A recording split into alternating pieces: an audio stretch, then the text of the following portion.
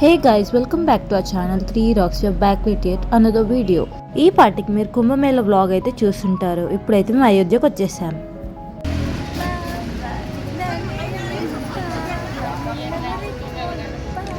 ఇక్కడ టుక్టుక్లో అయితే నేను మా అక్క ఫుల్ ఎంజాయ్ చేసాం. మేము వెళ్ళినప్పుడు అయితే రష్ ఎక్కువ ఉండింది కాబట్టి బార్గెట్స్ అయితే వే క్లోజ్ చేశారు. దగ్గర 10 కిలోమీటర్స్ వరకు అయితే నడవాల్సి ఉంటుంది. మేము వెళ్ళిన రోజు అయితే చాలా రష్ ఉండే. అంత రష్ ఉన్నా కూడా మాకు దర్శనం 1 to 1.5 hours అయిపోయింది. ముందుగా హనుమంతుడిని దర్శించుకున్నాకనే బాలరాముని దర్శించుకోండి.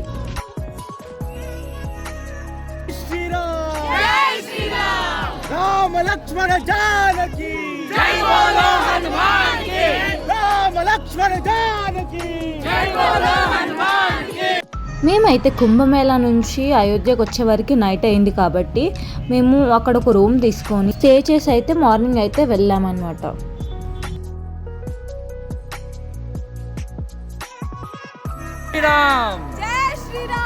జై శ్రీరామ్, జై శ్రీరామ్, జై శ్రీరామ్, జై శ్రీరామ్, జై శ్రీరామ్, జై శ్రీరామ్, జై శ్రీరామ్, జై శ్రీరామ్, జై శ్రీరామ్.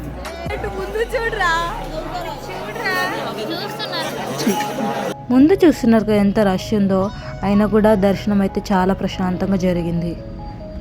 ఈ అయోధ్య మందిర్ అయితే ఓన్లీ ట్రెడిషనల్ మెథడ్లో అయితే కట్టారన్నమాట. ఓన్లీ స్టోన్ ఇలాంటివి మాత్రమే వాడారు. ఐరన్ ఇంకా స్టీల్ అయితే వాడలేదు.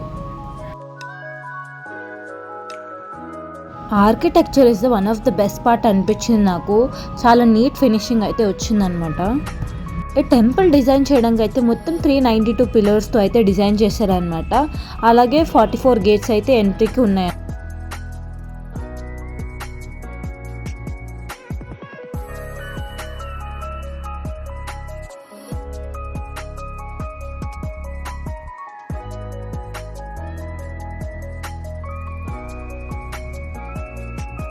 లోపల చూసారుగా ఆర్కిటెక్చర్ ఎంత బాగుందో.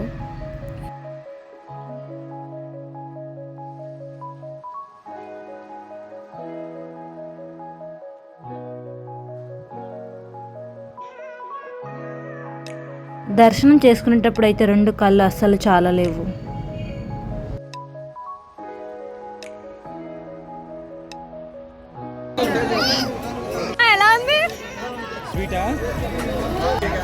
బాగుందా?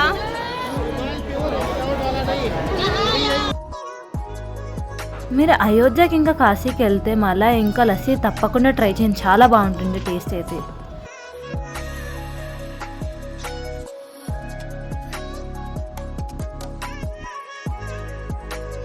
ఈ వీడియో కనుక నచ్చితే please do like, share and subscribe to our channel and don't forget to click the bell icon. Bye guys, see you in the next video.